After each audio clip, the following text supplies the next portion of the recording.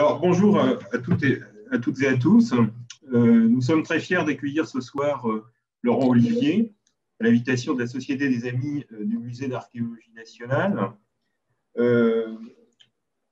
Alors, la conférence de Laurent Olivier s'intitule « On a retrouvé les Gaulois » ou « Comment les découvertes de l'Athènes ont révélé l'archéologie celtique européenne ». Cette conférence est donnée à l'occasion de la publication du cahier d'archéologie nationale numéro 3, qui porte sur la collection du site de l'Athènes conservé au Man. Laurent Olivier est bien connu des amis du musée. Laurent est conservateur en chef au Man et responsable des collections celtiques et gauloises.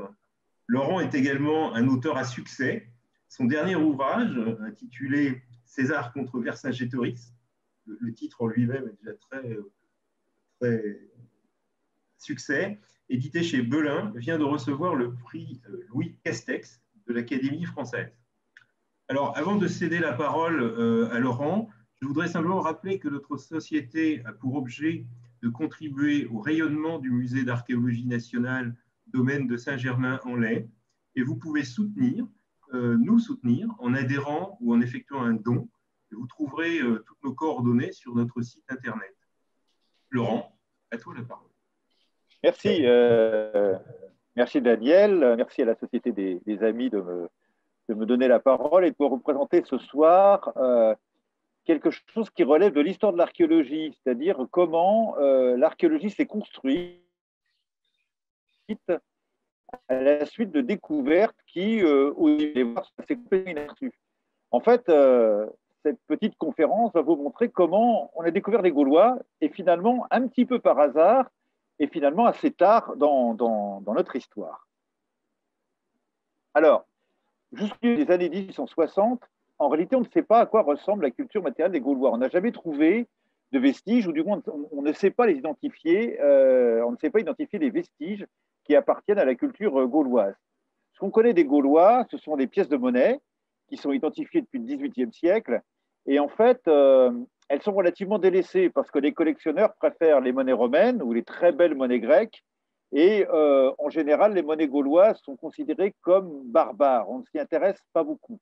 Et les spécialistes qui s'intéressent aux monnaies gauloises à l'époque sont des numismates et ne sont pas des archéologues. Ce sont les seuls spécialistes du passé gaulois en réalité. Alors, ça n'empêche pas qu'on fait de temps en temps des découvertes, et souvent des découvertes exceptionnelles. Par exemple, dans les années 1840, on trouve dans les eaux de la Seine le casque d'Amfreville, un chef-d'œuvre d'orfèvrerie celtique de la fin du IVe ou du début du IIIe siècle avant Jésus-Christ, avec une calotte en bronze décorée à la feuille d'or, avec de la résille de fer et de l'émail. Mais cet objet extraordinaire, on le trouve trop beau pour l'attribuer aux Gaulois qu'on pense vivre dans des cabanes enfumées au milieu des bois et n'être pas assez dignes de ces objets exceptionnels. En fait, les Gaulois, jusqu'aux années 1860, sont connus essentiellement par les sources historiques. Ce sont des personnages de papier, pourrait-on dire, de gens qui n'ont pas de consistance matérielle. On les connaît par le récit de la guerre des Gaules de Jules César, ou bien par les mentions qui sont dispersées dans les sources historiques de l'Antiquité. Et au début du XIXe siècle, un historien qui s'appelle Amédée Thierry rassemble ces documents pour écrire une histoire de la Gaule, qui regroupe donc toutes ces mentions dispersées et qui commence à écrire une histoire de la Gaule vue non plus du point de vue des vainqueurs, vue non plus du côté des Romains, mais qui tente de reconstituer une histoire de la Gaule vue de l'intérieur, vue des Gaulois. Mais vous voyez, pour le moment, si les Gaulois sont présents, je dirais qu'ils sont plus présents dans l'imaginaire que dans la réalité. Alors, il y a des trouvailles importantes qui sont réalisées, et en particulier en Suisse, en 1849, des travaux routiers, des travaux de creusement d'une route qu'on effectue près de Berne, à un endroit qui s'appelle Spenau, mettent toujours un ensemble impressionnant d'armes et d'outils en fer. Donc vous avez ici une petite photographie en bas à gauche de l'écran. Beaucoup de ferraille, beaucoup d'éléments d'armement, beaucoup d'éléments d'outillage. Et pour les spécialistes, puisqu'on ne connaît pas les antiquités de la période gauloise, pour les spécialistes, c'est évident que ce matériel n'est pas très vieux et ils raisonnent par comparaison, ils disent que ça doit probablement dater de la période du Moyen-Âge, probablement de la période mérovingienne. Et l'archéologue de Berne, qui s'appelle Alfred Jahn, a pourtant remarqué qu'il y a quelque chose qui ne va pas dans cette histoire, parce que si ce mobilier est mérovingien, comment se fait-il qu'on ait trouvé avec des petites monnaies en argent, des oboles, qui ont été émises par la cité de Marseille, donc des monnaies qui sont plutôt d'époque pré-romaine, et comment se fait-il qu'on ait des bracelets en verre d'un type qu'on ne connaît pas dans les sépultures mérovingiennes qui sont associés à cet ensemble. Et puis Yann, qui a des lettres, a remarqué que la description des armes, ça ressemble beaucoup à la description des épées que font les historiens de l'Antiquité, comme Polybe ou Diodore de Sicile, qui mentionnent la présence d'épées gauloises à deux lames, et non pas à un seul tranchant, comme les scramazax mérovingiens, et puis ces historiens qui mentionnent que ces armes gauloises sont très longues. Mais tout ça, si vous voulez, ce sont des indications qui n'ont pas de réalité puisqu'on ne peut pas les comparer avec quoi que ce soit. Et finalement, personne n'en tient compte. Et ces trouvailles de la Tifeno sont immédiatement oubliées aussitôt après avoir été découvertes. Alors, il va se passer ensuite un événement tout à fait particulier en 1857. Comme vous le savez peut-être, les lacs suisses, et en particulier le lac de Neuchâtel, leurs rives sont occupées par ce qu'on appelle au XIXe siècle des cités lacustres, c'est-à-dire des vestiges d'habitat du néolithique ou de l'âge du bronze pour l'essentiel, qui étaient situés le long de la rive ou à proximité de la rive à l'époque préhistorique, et qui, avec le changement des niveaux du lac, se sont trouvés aujourd'hui immergés. Et donc, sur les rives du lac, à faible profondeur, on découvre des objets, de la céramique, des objets en bronze, des parures, et des collectionneurs commencent à recueillir ces antiquités qu'on appelle les antiquités lacustres.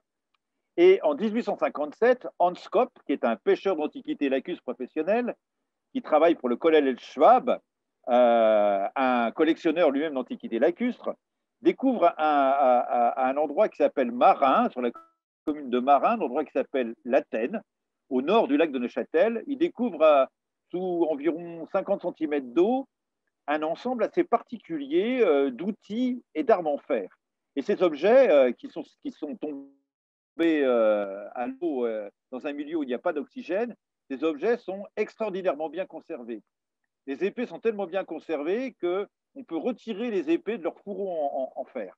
Et puis, il y a aussi des haches, des fibules, des ciseaux, tout un ensemble d'outillages, des pointes de lance naturellement, tout un ensemble d'outillages associés à ces éléments d'armement.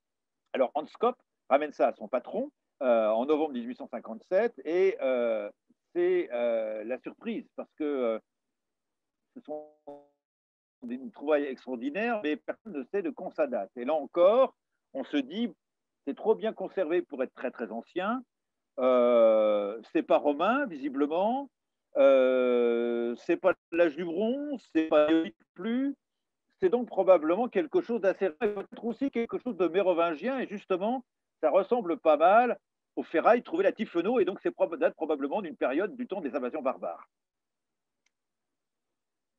Alors vous avez là quelques images, en particulier en bas l'image de Hans Kopp sur sa barque avec une sorte de gaffe avec laquelle il sonde le fond du lac et puis il ramasse ces antiquités lacustres. Et puis en bas à gauche, vous avez une planche des objets trouvés à l'Athènes où vous voyez beaucoup d'outils, un petit fragment de torque et puis également des monnaies. Il y a déjà des monnaies gauloises trouvées avec cet ensemble, mais personne n'y prête attention à ce moment.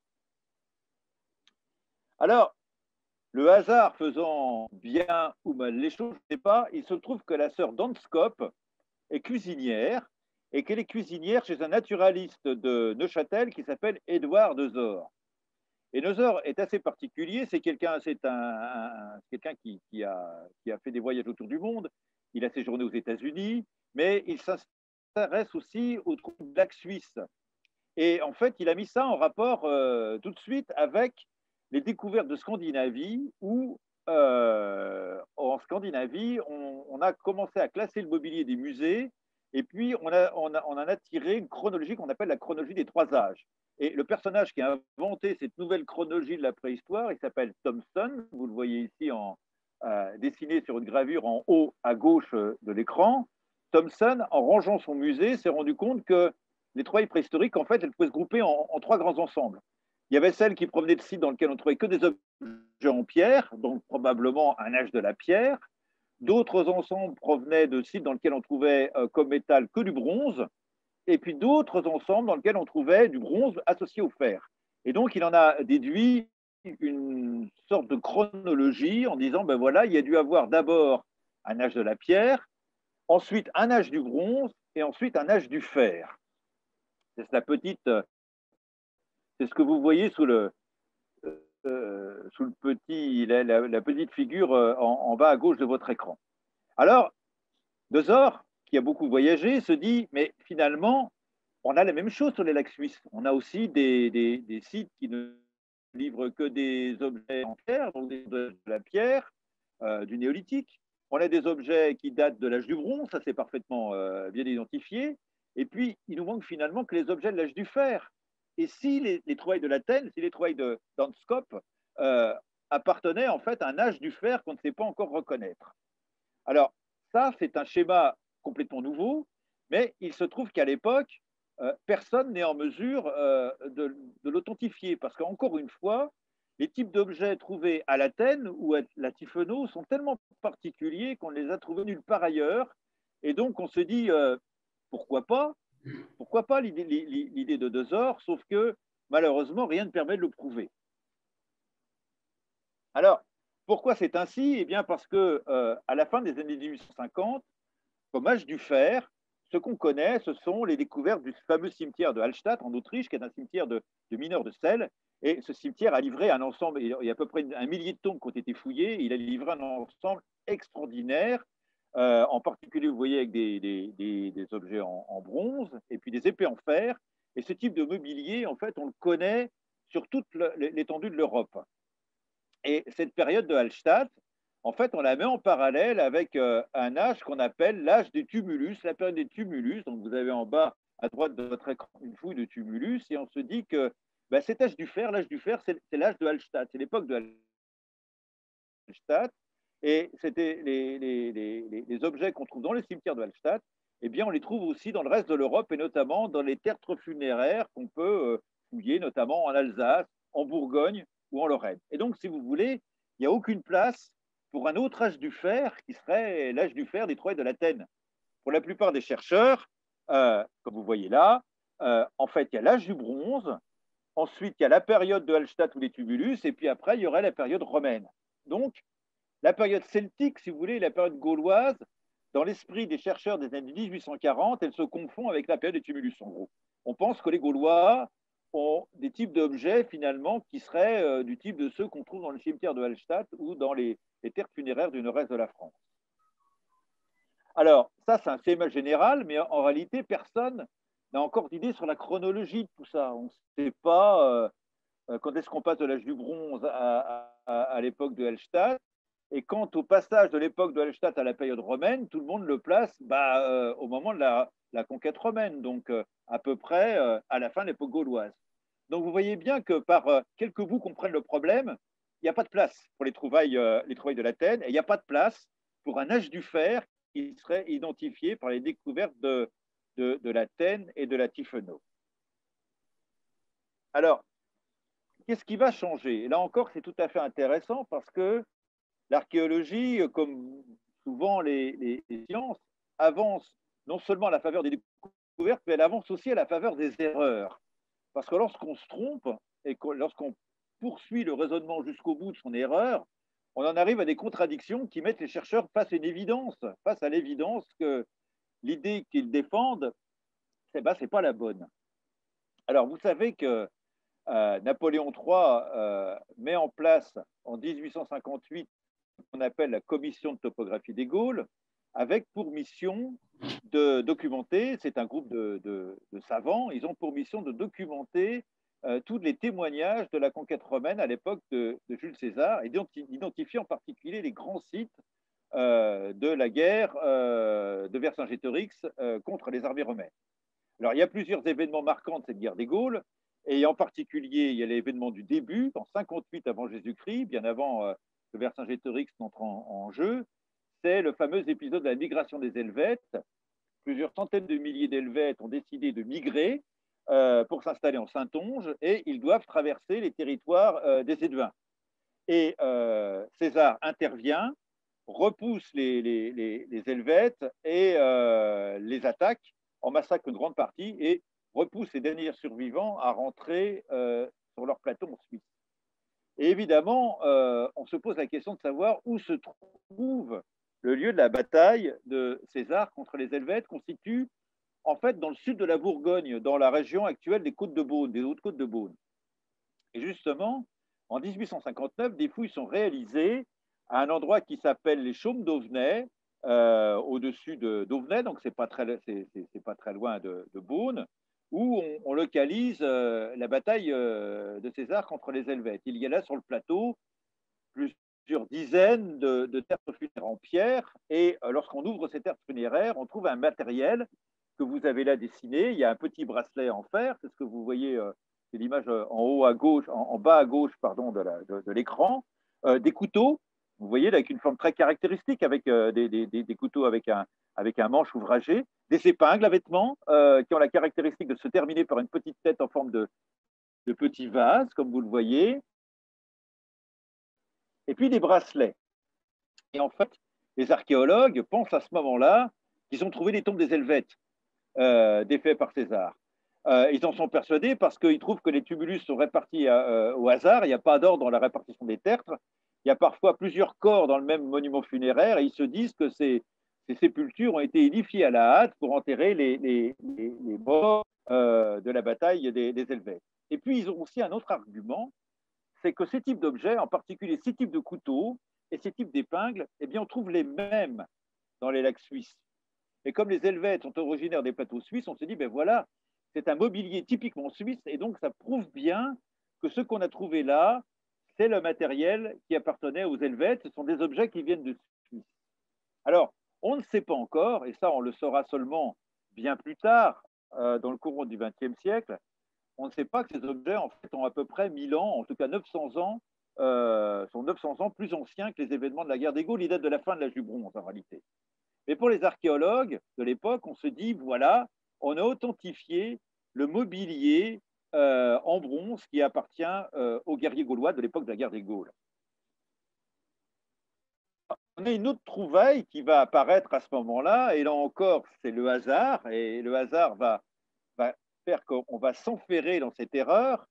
En 1860, donc l'année qui suit la fouille des tertres des Chaumes d'Auvenay, une découverte assez extraordinaire parvient aux oreilles des chercheurs, et en particulier les gens de la commission de topographie des Gaules. En drainant des terrains au pied du mont Auxois, à Alys-Saint-Traine, où on situe depuis Napoléon le lieu de l'ancienne Alésia de César, on a trouvé dans une fosse un dépôt d'objets avec des armes, notamment des pointes de lance, dont beaucoup sont brisés, qui semblent avoir été abîmés à l'occasion de combats. On a trouvé aussi une épée, et puis surtout, on a trouvé des petites épingles avec une tête en forme de vase et un couteau qui ressemble furieusement au couteau trouvé au Chaumes d'Auvenay et au couteau trouvé dans les lacs suisses. De même, les épingles, même type d'épingle trouvé au Auvenay, même type d'épingle trouvé sur le lac d'Auvergne. Donc on se dit, eh bien voilà, ça c'est le mobilier des Gaulois. Il est authentifié par les découvertes des Chaumes d'Auvenay. Et donc ce qu'on vient de trouver, en fait, c'est l'armement des Gaulois. Les Gaulois combattaient avec des épées en bronze. Elles sont abîmées à la suite de combats, comme on peut le voir ici. Elles sont brisées. Et donc on a à qui d'autre peuvent appartenir ces armes, sinon aux combattants qui s'étaient réunis à Alésia pour repousser le siège de César. Donc, découverte extraordinaire, et c'est à ce moment-là qu'on dit qu'il faut faire des fouilles à Alys-Saint-Traine, parce que dans l'entreprise qui est confiée aux savants de la commission de topographie des Gaules pour localiser et identifier les différents sites de la guerre des Gaules, eh bien là, on a un premier élément de preuve qui dit que les fortifications de César sont bien à rechercher autour du mont Auxois d'Alys-Saint-Traine. Alors, tout ça, en fait, vous voyez, c'est un ensemble d'éléments qu'on identifie comme des preuves à ce moment-là, et tous ces indices, en fait, ils concourent à construire une image qui est fausse, mais une image très consistante, hein, très, très cohérente de l'équipement des Gaulois. En fait, aujourd'hui, on sait que cet équipement, c'est de l'âge du bronze final. On l'a dit tout à l'heure, c'est la deuxième moitié du IXe siècle avant Jésus-Christ. Et donc, quand Frémiet va faire sa fameuse statue qui est dans les collections d'archéologie gauloise du musée de Saint-Germain, sa fameuse statue de guerrier gaulois, il va s'appuyer sur les dernières découvertes de l'archéologie et il va donc composer un guerrier gaulois qui a un équipement complètement de l'âge du bronze. La lance dont le guerrier est équipé, que vous voyez là, je ne sais pas si vous voyez, c'est le même type de lance que les pointes de lance trouvées dans le dépôt de l'Épineuse. Il le part d'une cuirasse qui est du même type qu'une cuirasse qui a été trouvée à Saint-Germain-du-Plain, donc qui appartient au même, on dirait aujourd'hui, au même horizon typochronologique, à la même période. Et puis, il le coiffe d'un casque qui va devenir le casque absolument type des Gaulois, qui est un casque à crête d'Italie du Nord, qui date lui aussi du IXe siècle avant Jésus-Christ. Donc, vous voyez tout ce matériel qui date en complètement de la fin de l'âge du bronze, ça construit une image du Gaulois très cohérente, mais en fait qui est complètement en décalage dans le temps, qui est à peu près 900 ans trop vieille par rapport à la véritable image du Gaulois qu'on ne sait pas encore reconnaître et qui se trouve, personne ne le sait à ce moment-là, dans les objets trouvés à l'Athènes.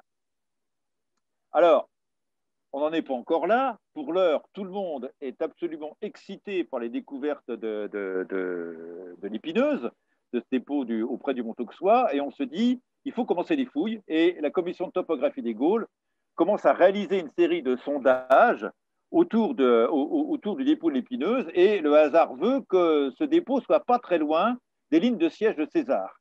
Et donc, vous connaissez l'histoire, tranchée après tranchée, ce programme de fouille va prendre presque 5 ans. On va délimiter peu à peu le tracé des lignes de siège de César, de ces fossés qui visaient à empêcher les Gaulois de sortir de l'oppidum et à empêcher l'armée de secours accourue de l'extérieur de prendre à revers les armées romaines. Et au fur et à mesure où les fouilles se poursuivent, on commence à se poser des questions parce qu'on se dit il y a quelque chose qui ne va pas dans cette histoire.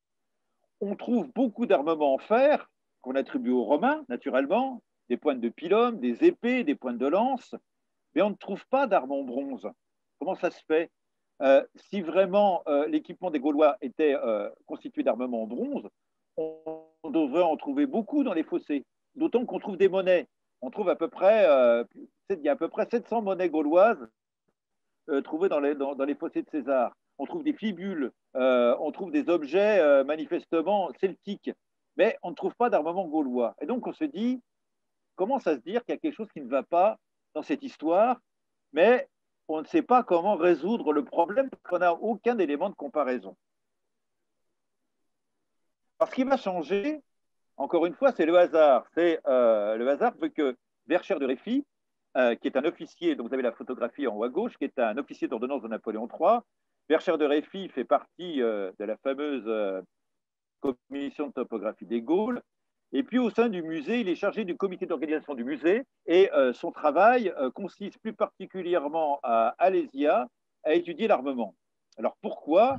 Non seulement parce que Verchères de Réfy est un militaire, mais surtout parce qu'il est un ingénieur. Et Verchères de Réfy est en particulier le concepteur d'un canon mitrailleur qui fera des ravages par la suite, pendant la période de la Commune, et qui sera adapté par les Américains au moment de la guerre de sécession. Donc Verchères de Réfy, en fait, est un reconstructeur et un expérimentateur avant la lettre, et son travail va être de reconstituer l'armement romain en particulier, utilisé à Alésia. C'est lui qui, notamment, si vous avez la chance de visiter l'exposition de Rome à Alésia, qui est en ce moment ouverte au musée, eh bien, vous avez vu qu'il a notamment reconstitué toute une série de balistes et d'armes de guerre, d'armes d'artillerie romaines. Et Verchères de Réfy, à ce titre de spécialiste de l'armement romain, a aussi, parmi ses autres casquettes, en tant que membre du comité d'organisation du musée, il doit aussi démarcher les collectionneurs qui ont des séries importantes pour les convaincre soit de les vendre, soit de les donner pour qu'elles entrent au musée de Saint-Germain. Et il a eu vent, parce que tout le monde est au courant de cette histoire, il a eu vent de ces découvertes absolument étonnantes où on a des arbres en état de conservation exceptionnelle. Et il se dit que ça vaut peut-être la peine d'aller voir ces Schwab pour savoir si Schwab serait décidé à vendre, à donner ou peut-être à échanger une partie de sa collection. Et quand Verschère de Réfy arrive à Vienne, dans la maison que le colonel Schwab a transformée en un musée lacustre, il est absolument frappé parce que les objets qui ont été tirés du lac de Neuchâtel, les objets de l'Athènes, que vous voyez sur cette planche en bas à droite, en fait, sont techniquement tout à fait du même type que les armes qui ont été trouvées à Alice-Sainte-Reine et qu'on pensait romaines. Vous avez en particulier ces longues épées à deux tranchants avec une soie, une poignée qui était recouverte de bois, de sections souvent carrées. Vous avez aussi des fours en fer, parfois décorés de motifs, qui sont communs au site d'Alésia et de l'Athènes. Et donc à ce moment-là, Verschère de Réfy, une révélation. Il dit, mais en fait, la plus grande partie, ou en tout cas une bonne partie du matériel qu'on a trouvé à Alésia n'est pas romain, mais elle est gauloise. Et cette partie d'armement date bien de la fin de l'époque gauloise. Et on en a la preuve à Alésia et à l'Athènes qui permettent, si vous voulez, par croisement, de s'authentifier l'un l'autre. Donc ça, c'est le début de ce qu'on appelle les datations croisées en archéologie, c'est-à-dire qu'un site permet d'en dater un autre. Alors, les événements vont s'accentuer ensuite. Ça, on a été en 1864. Et en 1865, il arrive aux oreilles de la commission de topographie des Gaules une série de découvertes importantes dans un petit village qui s'appelle Saint-Étienne-au-Temple, dans la Marne. C'est pas très loin de Valmy, c'est pas très loin de la forêt d'Argonne, c'est les limites de la Champagne. Là-bas, il y a un paysan qui poursuit des fouilles, qui s'appelle Machet, qui poursuit des fouilles depuis une vingtaine d'années et qui a découvert plusieurs centaines de sépultures. Alors la plupart sont romaines, mais il y a tout un autre groupe de sépultures qu'on n'arrive pas à dater. Ce sont des inhumations avec des gens enterrés avec des armes en fer, et notamment des épées dans des fourreaux en fer. Et puis, ils ont aussi des fibules, et puis des vases en terre noire, donc rien à voir avec la céramique romaine, qui est plutôt rouge ou jaune. Ils ont des vases en terre noire déposés au pied avec des ossements animaux, et c'est notamment des offrandes de porc, ce qu'on n'observe jamais dans les sépultures romaines. Alors, en avril 1865, Alexandre Bertrand, le premier conservateur du musée de Saint-Germain, qui est aussi secrétaire de la commission de topographie des Gaules, se rend immédiatement à Saint-Étienne-au-Temple et informé des découvertes qu'a fait Verschère de Réfy à Vienne, il reconnaît ces types d'objets comme étant similaires à la fois à ceux trouvés à Alésia et à ceux trouvés à Athènes. Et donc on commence à se dire, en fait, qu'on est en présence des Gaulois, ces tombes qu'on ne savait pas identifier, qu'on qualifiait d'antiques. En fait, en réalité, elles sont gauloises, elles n'ont rien à voir avec l'époque de Hallstatt ou l'époque du tumulus qu'on trouve à peu près partout. Ces objets, en fait, on est en mesure de les comparer avec des sculptures qu'on ne savait pas très bien identifier. Et en particulier, cette sculpture dite de Mondragon, qui a été trouvée dans les années 1830, près d'Avignon, qui représente un personnage, vous voyez, accoudé à un bouclier. Et la partie centrale du bouclier, ce qu'on appelle l'umbo, vous voyez que c'est un élément plat avec des ailettes, et on a exactement le même qui provient des fouilles d'Alésia et des fouilles de Saint-Étienne-au-Temple, sur l'image que vous voyez au milieu. Donc on commence à se dire qu'en fait, tout ça, on commence à identifier vraiment pour la première fois à quoi ressemble la culture matérielle des Gaulois. Donc on commence un petit peu à y voir un petit peu plus clair, et la chronologie commence à s'organiser de cette manière-là. Il faut bien imaginer que entre la période de Hallstatt et la période romaine, il y a une autre période qui serait dans laquelle les découvertes d'Alésia, vous voyez, seraient équivalentes aux découvertes de l'Athènes, qui seraient équivalentes aux découvertes de Saint-Étienne. Et les Français propose d'appeler cette période une période marnienne du nom de la Marne, qui est l'endroit où on a trouvé le plus on a trouvé le plus de vestiges, et notamment des sépultures qui montrent qu'on a affaire à des combinaisons d'objets qui datent parfaitement de l'époque gauloise. Alors, tout ça, c'est un petit peu compliqué parce que, en fait, comme on l'a vu, on ne sait pas très bien encore à quoi ressemble la période gauloise à ce moment-là. On trouve des objets gaulois, on l'identifie comme tel maintenant, des objets en fer à Alise, on trouve les mêmes objets à l'Athènes, on trouve les mêmes objets dans la Marne, mais c'est tout, pas ailleurs. Et à ce moment-là, préhistorique et protohistorique, il est organisé sous la forme de grands congrès internationaux où tous les ans, on vient faire le point des nouvelles découvertes parce qu'il faut dire que la décennie qui va de 1860 à 1870 est une décennie extraordinaire de découvertes archéologiques. C'est le moment où toutes les civilisations commencent à être connues par l'archéologie et on pourrait dire que tous les ans, il sort quelque chose de nouveau. Et cette année-là, en 1871, elle a été décalée internationale d'archéologie, d'anthropologie et d'archéologie préhistorique, se tient à Bologne en 1871. Et à Bologne, les chercheurs européens peuvent voir le matériel italien. Et là, ce qui est tout à fait intéressant, c'est que le matériel italien, en fait, il est une civilisation petite. Et donc, on peut se rendre compte, par exemple, que la nécropole italienne de Villanova, elle présente des parentés avec le mobilier des tombes de Hallstatt. Et donc, l'époque de Hallstatt, pas jusqu'à la période romaine, comme on le pensait dans les années 1850. Elle s'arrête peut-être elle commence entre 9 et 10 siècles avant Jésus-Christ, comme on le dit, et elle s'arrête peut-être aux alentours de 500 avant Jésus-Christ. Ensuite, succèdent en Italie d'autres types de sépultures qui correspondent à la période étrusque, donc qui a daté entre le 5e et le 4e siècle avant Jésus-Christ. Et là, stupeur pour les archéologues français, les Italiens n'avaient jamais bien remarqué ces objets, mais les Français qui sont là, comme en particulier Gabriel de Mortillet, le grand spécialiste de préhistoire française, qui est conservateur adjoint à Saint-Germain pour la préhistoire, il remarque que dans les nécropoles italiennes, qui datent de la période du 5e au 4e siècle avant Jésus-Christ, il y a des épées dans des fours en fer, qui sont exactement les mêmes que celles qu'on trouve en Champagne. On rencontre les types de fibules qui sont absolument équivalents, des types de lances qui sont identiques, et donc on peut se dire que cette période gauloise qu'on a identifiée dans les tombes de la Marne, en fait, elle est contemporaine de ces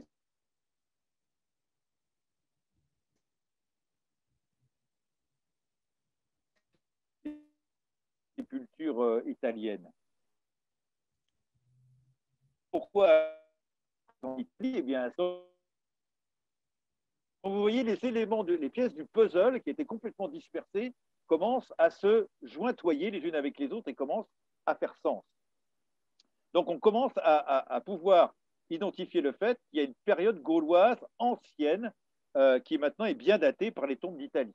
Alors, si on commence à faire maintenant un petit schéma, vous voyez qu'on se dit qu'en fait, eh bien, il y a des types d'objets qui correspondent manifestement à des périodes différentes. Il y a la période de Hallstatt, la période romaine ensuite, et entre les deux, il y a la période de ces nouvelles découvertes. Et en fait, alors qu'on avait imaginé que ça ne serait qu'une seule période au début, on se dit qu'il y a au moins deux phases différentes. Il y a une première phase qui daterait d'environ 500 à 300, d'après ce que disent les tombes italiennes, qui serait celle des cimetières de la Marne, qui correspondrait au cimetière dit de Marzabotto en Italie. Et puis il y aurait une période plus récente, qui serait la période qui serait marquée par les découvertes d'Alésia, de l'Athènes et de Mondragon. Une période dans laquelle on aurait plutôt des monnaies, et la période ancienne dans laquelle on n'en aurait pas. Alors, ce qui va beaucoup changer, c'est qu'au congrès suivant d'anthropologie d'archéologie préhistorique, qui se tient à Stockholm en 1874, l'archéologue scandinave Hans Hildebrand propose d'entériner le fait qu'en réalité, il y a deux âges du fer, pas un seul. Il y a un premier âge du fer qui est celui qu'on connaît depuis les années 1850, qui est l'époque de Hallstatt, premier âge du fer. Et puis, il y aura un deuxième âge du fer qui est identifié par cette découverte nouvelle. Et Hildebrand, aux grandes dames des archéologues français, qui aurait aimé qu'on appelle cette deuxième période l'époque marnienne, décide d'appeler cette deuxième période l'époque de l'Athènes, du nom des découvertes d'Anscope pour le colonel Schwab. Et donc, vous voyez que c'est comme ça que ces deux termes sont créés et que ces termes sont toujours ceux qu'on utilise encore aujourd'hui pour dater ces deux périodes de l'âge du fer. C'est en 1874 que ces deux périodes sont distinguées. Donc, elles vont ensuite être précisées davantage dans les années 1880 par un archéologue allemand qui s'appelle Otto Tischler, qui dit qu'en réalité, il faut imaginer qu'il y a trois périodes dans cette époque de l'Athènes. Une période ancienne, qui est identifiée par les découvertes de la Marne, une période moyenne, qui est celle des tombes, non pas des tombes, qui est celle du mobilier de l'Athènes, et puis une période récente, qui est celle des épées, et de l'armement découvert à Lésia. Donc vous voyez, c'est à partir des années 1880 qu'en fait le schéma, qui est toujours le schéma actuel de la chronologie de l'âge du fer, commence à se mettre en place, schéma que je vous ai résumé de manière graphique ici. Donc, période de Hallstatt, qui maintenant, on sait assez bien qu'elle se termine vers 500 environ. Une période ancienne de l'Athènes, qui correspond au cimetière de la Marne. Une période moyenne, qui correspond aux découvertes de l'Athènes. Et puis une période finale, qui est celle d'Alésia et des fouilles plus récentes du Mont Beuvray, qui viennent de débuter. On a découvert l'emplacement de l'ancienne Bibracte. Et on découvre que le mobilier de Bibracte, il est tout à fait similaire à un oppidum qu'on fouille également au même moment en Tchéquie actuelle, en Bohême, qui est l'oppidum dit de Stradonix. Donc, quand vous regardez comment ça fonctionne, c'est assez intéressant, parce que vous voyez qu'il a fallu à peu près 10 ans, de 1864 aux alentours de 1875, pour fixer la chronologie générale des âges du fer. Donc, vous voyez, ça va assez vite. Et auparavant, on était dans le brouillard le plus total. On n'en avait aucune espèce d'idée. Et on voit comment la construction des connaissances archéologiques s'effectue. C'est en gros par une méthode qu'on pourrait dire de feedback. C'est-à-dire que c'est à chaque fois les découvertes récentes qui permettent de réinterpréter ou de réattribuer les découvertes anciennes. Donc quand vous regardez dans l'ordre, les premières découvertes, c'est Mondragon, mais on ne sait pas à quoi ça correspond. On pense que c'est simplement une statue de guerrier, c'est une statue antique. Les découvertes de la Tifeno, on ne sait pas quoi en dire, on dit c'est mérovingien. Les découvertes de l'Athènes, on ne sait pas quoi dire, on pense que c'est aussi médiéval. Alésia, on se dit c'est romain.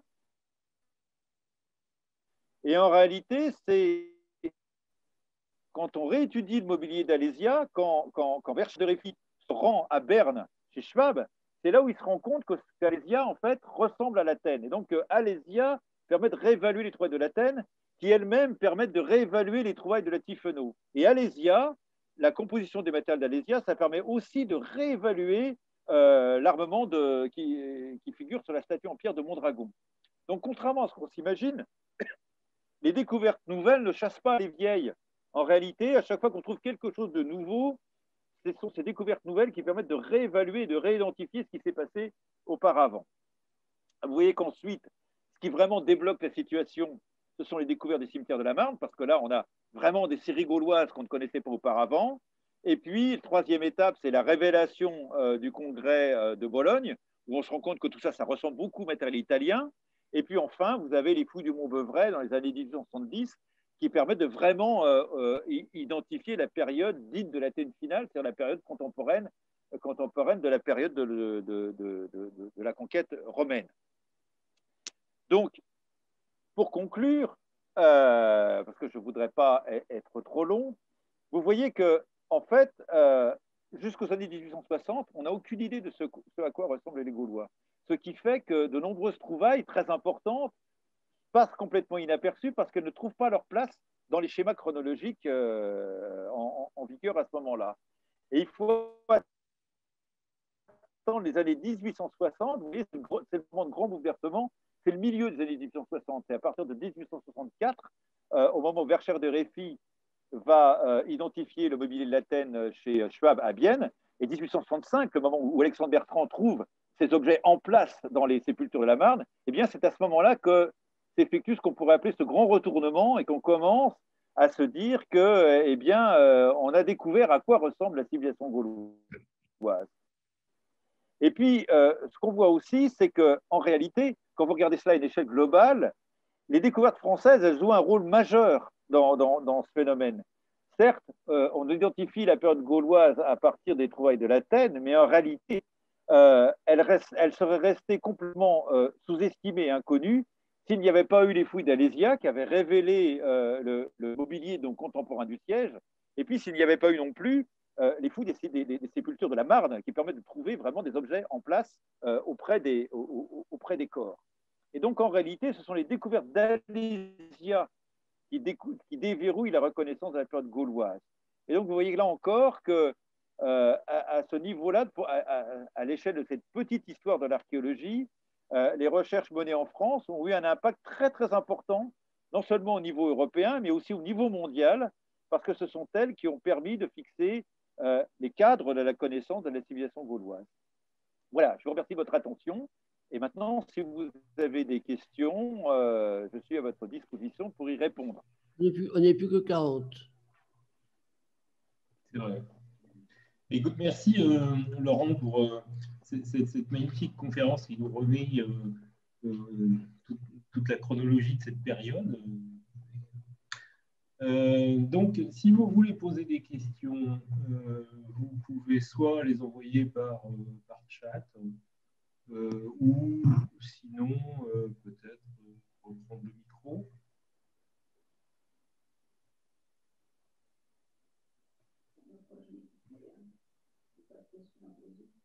Bon.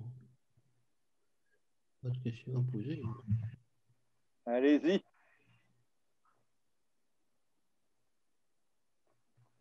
Alors, je vais en poser une pour commencer. Oui, vas-y. J'ai dit, parce que, en fait, l'histoire de cette conférence, on pourrait aussi en faire l'histoire finalement, c'est la publication du fameux cahier d'archéologie qui est publié avec le Lathénium, je crois, en coopération. Comment, finalement, le MAN on est arrivé à avoir une collection du site de l'Athènes entre les mains?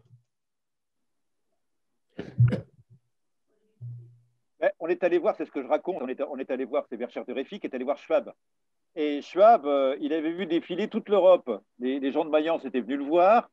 Ils étaient repartis sans rien obtenir. Les gens du British Museum étaient venus le voir et ils voient arriver Verschère de Réfi.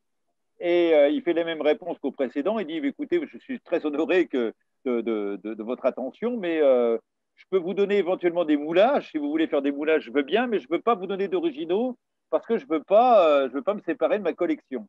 Ah oui. Et alors, en fait, on a parlé de Dezor. Dezor, c'est lui qui a cette idée formidable de dire qu'il est une idée juste, mais il a le tort d'avoir raison trop tôt.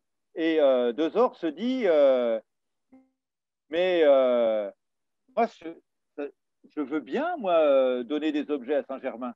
Et donc, c'est grâce à Dezor qu'en fait, c'est Dezor qui nous donne une partie de sa collection. Il nous donne les objets les plus représentatifs et puis il nous dit faites votre choix, très généreusement. Hein, il dit faites votre choix dans ce que vous voulez prendre dans ces objets et puis ce qui ne vous intéresse pas, eh bien, faites-en des moulages et puis renvoyez-les-moi. Et donc, c'est ce qui fait qu'en fait, sur les collections de l'Athènes, on a à la fois des moulages de la collection Schwab et puis aussi des originaux de la collection Dezor.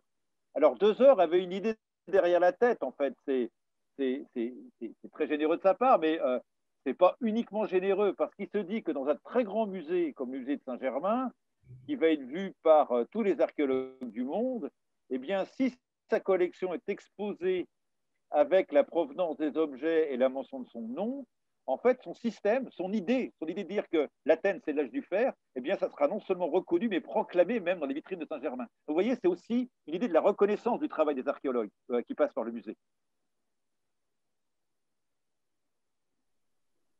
Il y a deux questions peut-être qui sont... Tu les lis peut-être aussi.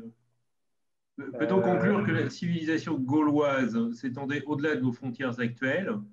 Et puis, dans une même question, finalement, peut-on cerner l'étendue du territoire des Gaulois? Oui, alors c'est bien que tu me les lises parce que je ne les vois pas. C'est c'est dans le chat, tu dois... Non? Attends. Alors, les petites icônes en bas. Ou sinon, si tu veux que je les relise. oui, dis-les-moi, dis-les-moi. Parce que, alors, la première La question, première, c'est est-ce que le territoire s'étendait au-delà c'est de la nos question du frontières territoire. actuelles. Autre question, peut-on cerner l'étendue du territoire des Gaulois? C'est la question du territoire de la Gaule, des Gaulois. Alors, c'est une question compliquée. La question du territoire. Le territoire de la Gaule, en fait, il est défini par César au moment de la conquête de la Gaule, et il dit la Gaule, en fait, ses frontières, c'est l'océan Atlantique à l'ouest, c'est les Pyrénées au sud-est, et puis c'est le Rhin à l'est. Et au-delà du Rhin, ce sont les Germains. Donc, on en a pris acte et on a toujours pensé que la Gaule, au sens de César, ça se limitait en gros au territoire français, la Belgique et les Pays-Bas, pour aller vite. Et puis, quand il y a ces premières découvertes archéologiques, on identifie, comme je vous l'ai montré, ce qu'on appelle la culture matérielle des Gaulois. C'est-à-dire qu'on voit dans quel vase ils mangent, avec quel type d'armes ils combattent, quel type de décor ils font sur les céramiques, et dans quel type de maison ils vivent, et dans quel type de tombe ils sont enterrés. Et on se rend compte que ces types d'objets, ces types de maisons, ces types de tombes, ça déborde largement le territoire de la France. En réalité, on l'a sur toute l'Europe. On l'a jusqu'aux frontières de l'ancienne Tchécoslovaquie. On a même jusqu'en Ukraine, en réalité. Et puis, on a ça aussi jusque dans les îles britanniques. Donc, en fait, on se dit que peut-être ce qu'a dit César, ça ne correspondait pas vraiment à la réalité ethnographique de son époque et qu'il faut distinguer deux choses. Il faut distinguer donc les Gaulois tels que l'histoire nous les présente, c'est-à-dire tels que César nous le dit, et puis ce qu'on appelle la culture celtique, c'est-à-dire la culture générale à laquelle ils appartenaient. Donc ça ne veut pas dire que les Gaulois allaient jusqu'en Europe centrale, ça veut dire qu'ils partageaient la même culture. Et je prends souvent cet exemple qui permet de mieux comprendre la situation. Vous avez par exemple à la fin du Moyen Âge, vous avez ce qu'on appelle le style gothique, et vous trouvez des églises ou des cathédrales gothiques depuis le nord de l'Italie jusque dans les îles britanniques et même jusque dans le sud de la Scandinavie. Il n'y a pas de peuple gothique. En fait, il y a des gens qui sont unis par le christianisme et par un style architectural, et qui ont des langues différentes, des institutions différentes, des histoires différentes, des territoires différents. Donc, il faut probablement imaginer quelque chose de semblable. Mais surtout, ce que révèle l'archéologie, et ça c'est tout à fait intéressant par rapport au témoignage de César, c'est que ce que César appelle des Germains, en réalité, c'est des Celtes de l'Est, c'est des gens de culture celtique. J'espère avoir répondu à votre question. Mais c'est une question compliquée. D'autres questions?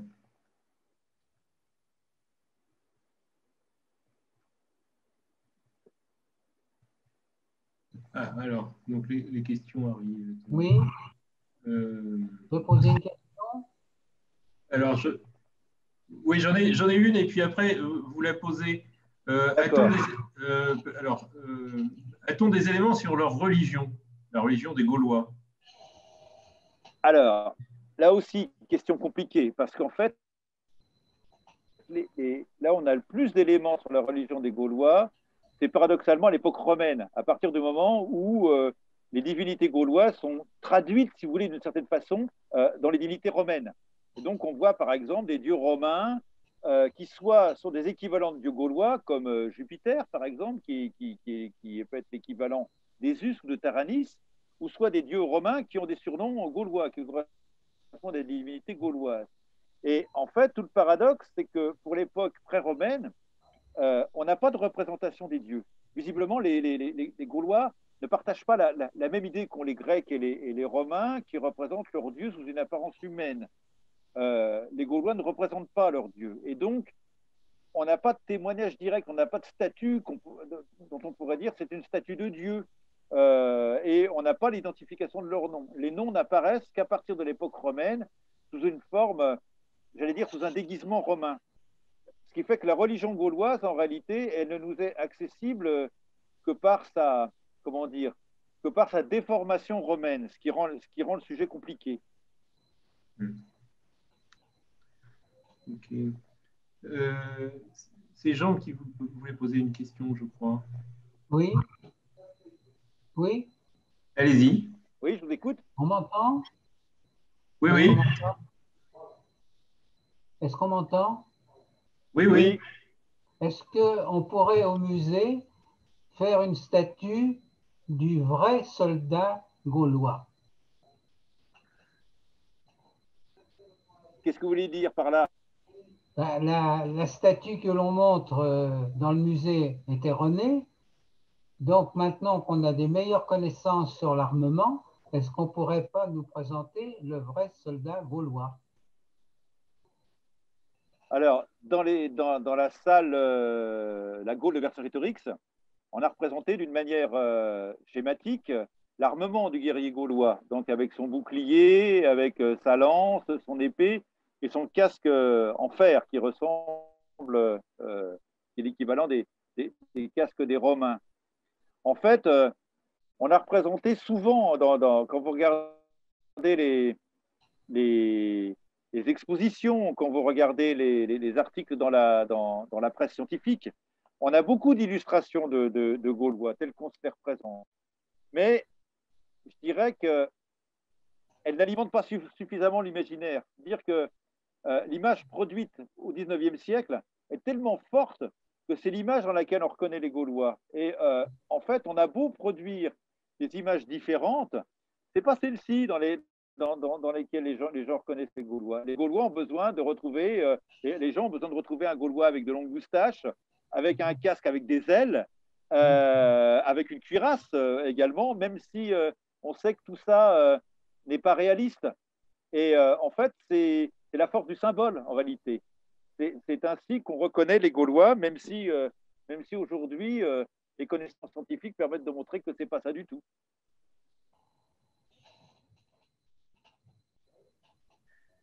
Alors, une question par chat. Que pensez-vous de la polémique qui situe Alésia dans le Jura? Alors, ça, c'est une vieille polémique dont je parle justement dans mon livre, César et Vercingétorix. C'est une polémique qui est entretenue, qui est apparue en fait au milieu du XXe siècle. Et c'est intéressant parce que elle mêle des questions historiques et des questions archéologiques. En fait, elle est liée à plusieurs choses. Le premier point, c'est que à partir de Napoléon III, en fait, on essaie de donner une image positive de la conquête romaine. Et donc, on cherche à représenter Vercingétorix plutôt comme un vaincu qui accepte sa défaite et qui, grâce à l'acceptation de sa défaite, fait en sorte que la Gaule se civilise et devienne romaine. Et donc,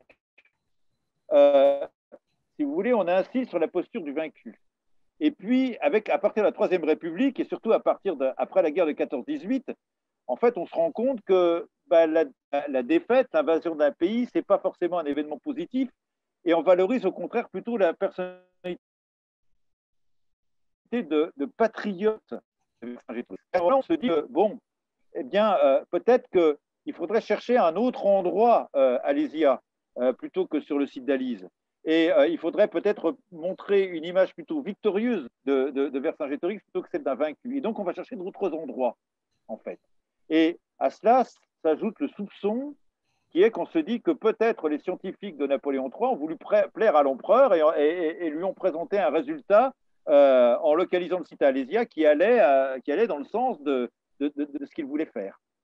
Alors, ça, c'était possible parce qu'on n'avait pas les archives de fouilles qui étaient au musée de Saint-Germain. Donc, tout le monde pensait que les fossés étaient sortis en quelque sorte de la manche des chercheurs de la commission de topographie des Gaules.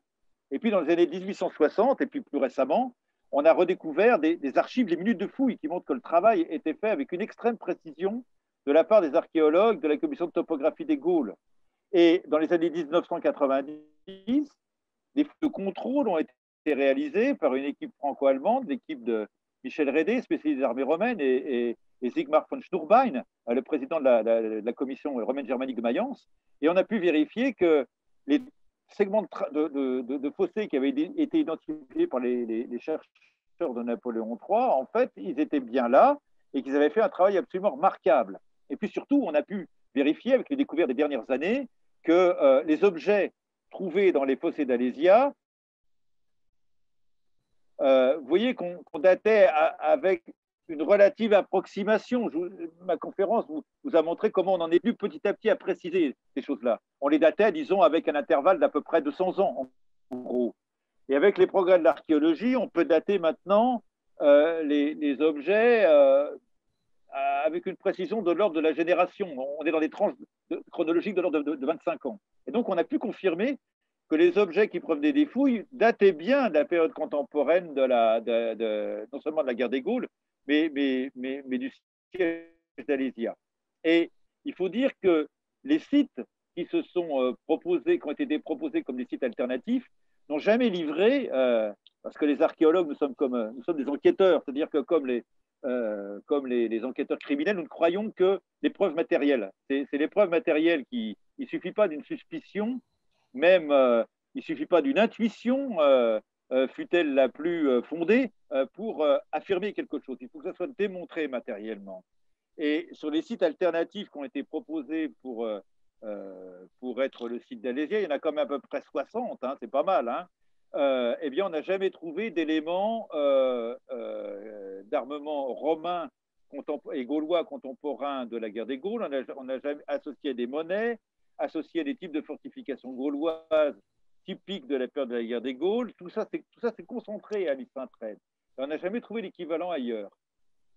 Donc, si vous voulez, mon sentiment sur cette polémique, je la comprends parce que je comprends par quoi elle est nourrie, mais d'un point de vue scientifique, elle ne tient pas. Et aujourd'hui, tout le monde s'accorde, en tout cas tous les chercheurs, et pas seulement les chercheurs français, tout le monde s'accorde à dire que les preuves définitives de la présence d'Alésia sont bien à l'Isle-Saint-Traine. Alors, j'ai une question sur la pièce métallique qui représente 3 animaux, une fibule sans doute, pour laquelle on me dit qu'il s'agit d'un graphisme très moderne. Est-ce que tu saurais en dire plus sur cette pièce? C'est quelle fibule? Je crois que c'était au début. Hein. Ah, au début de ma présentation? Je pense, oui. Oui, alors bon, je ne vois pas très bien à quel objet il est fait référence, mais effectivement, vous avez raison de le souligner, les objets gaulois sont souvent frappants par leur modernité.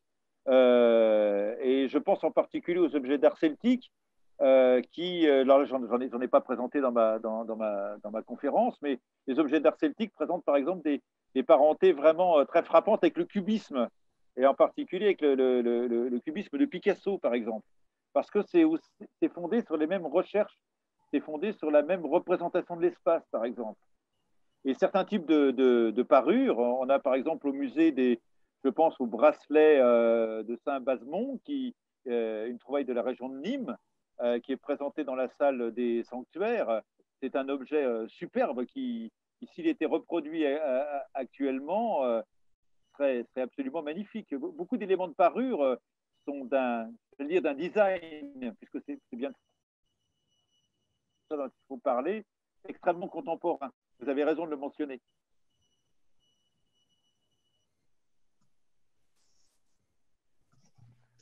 Oui, est-ce que vous m'entendez? Ouais. Oui, est-ce que l'on peut considérer, compte tenu qu'on parle d'objets en fer, que autour d'Alésia, la terre était particulièrement favorable pour la conservation et que beaucoup d'autres objets auraient pu disparaître ailleurs et qu'on ne retrouve évidemment plus? Alors oui, bon, les ferreux se conservent assez bien dans les sédiments. Ils se conservent même mieux que les haches cuivreux, que les bronzes, par exemple. Mais oui, vous avez raison de le souligner, il y a énormément de matériaux qu'on appelle les matériaux organiques qui ne se conservent pas. Par exemple, tout ce qui est en bois disparaît, tout ce qui est en peau, tout ce qui est en tissu disparaît. Donc il faut imaginer effectivement que dans le matériel abandonné l'issue du combat. Il y a quand même, d'après ce que dit César, il y a quand même 80 000 hommes dans l'oppidum, il y a 240 000 hommes dans l'armée de renfort, il y a 40 000 légionnaires, il y a peut-être tout autant de personnel qui accompagne l'armée romaine, donc ça fait énormément de monde. Ça a de quoi laisser énormément d'objets au sol. Donc une grande partie a disparu. Ce qui s'est préservé, c'est ce qui s'est, on dit dans notre jargon, ce qui s'est piégé, donc ce qui est tombé dans des trous et ce qui s'est retrouvé ensuite comblé par de la terre. D'accord. Donc ce qu'on a, c'est effectivement c'est un tout petit échantillon de ce qui était perdu. D'accord, merci. Je vous en prie. Et finalement, on a retrouvé le lieu de la bataille entre les Helvètes et César? Non, on ne sait pas bien où il est, en fait. C'est compliqué parce que en archéologie, il faut qu'il y ait ce qu'on appelle des structures archéologiques. C'est-à-dire, il faut qu'on ait creusé des fossés, il faut qu'on ait établi des remparts pour qu'on trouve des vestiges. Ce qui fait que bien souvent, l'archéologie des batailles, c'est très compliqué parce que bien souvent, c'est un affrontement en terrain nu. Pensez, je ne sais pas, aux grandes batailles médiévales, je ne sais pas, Azincourt, par exemple, c'est quelque chose qui n'a pas laissé de traces au sol. Donc, on a plusieurs lieux d'affrontement de la guerre des Gaules très importants. Par exemple, juste avant que Vercingétorix ne s'enferme à Alésia, il y a un combat de cavalerie absolument meurtrier entre les armées gauloises et les armées romaines, qui est à une journée de marche d'Alésia. Donc, probablement Bourgogne, pas très loin, à peut-être une quarantaine de kilomètres, pas plus. Mais ça, on ne l'a toujours pas identifié parce que on n'a pas détecté les types de vestiges ou de structures qui pourraient y être associés, étant donné que ça a été une attaque en plein jour, donc on n'a pas eu le temps de faire des fortifications, de creuser des fossés, etc. L'archéologie des batailles, c'est une archéologie particulièrement difficile. Okay. Une question qui va sur la conférence, mais quelqu'un dit: je n'ai pas pu aller à la conférence sur le bestiaire fantastique à la mairie de Paris. Allez-vous refaire cette conférence ou un ouvrage? Oui, je pourrais refaire cette conférence. Oui, bien sûr. Alors, un ouvrage, j'y pense, mais ça va me prendre un petit peu de temps avant de l'écrire parce que j'ai d'autres projets. J'ai effectivement un ouvrage en perspective sur l'art celtique, sur une relecture de l'art celtique. Okay, ben, merci beaucoup. Oui, merci beaucoup. Oui. Non, je dis merci beaucoup. Merci. J'attends le livre. Oui, merci pour cette soirée.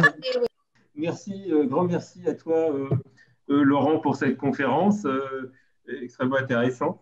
Et le jeu des questions-réponses la complète admirablement. On a toujours grand plaisir à te retrouver avec nous et tu sais toujours répondre à nos demandes. Merci encore et à bientôt. Merci à vous tous. À bientôt.